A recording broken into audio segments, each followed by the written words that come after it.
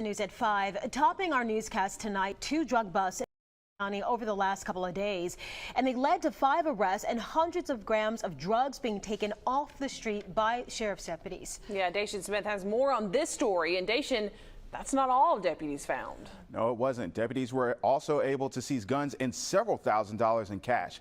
And investigators say some of these items could be tied to gangs.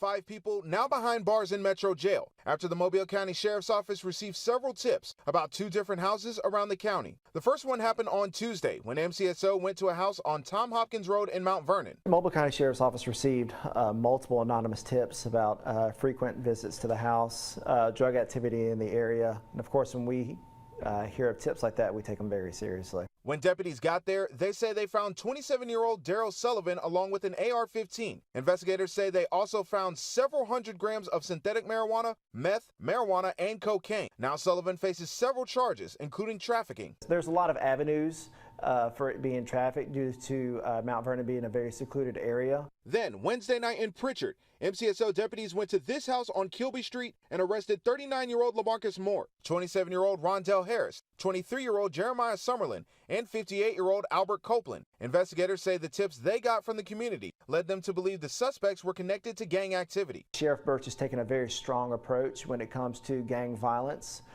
In that he wants to disband these gangs to give people a better sense of community. We had multiple reports of people claiming that there was high drug and high weapon volumes in this area. MCSO says what they found backs up those reports. Investigators say they confiscated almost $12,000 and 4 handguns, along with cocaine, marijuana, and fentanyl pills and powder. We've had overdoses in the past, and we're trying to limit them as best as possible. And by taking these off the street, we feel like we may have saved somebody's life. We believe we made a good dent, but we're not done.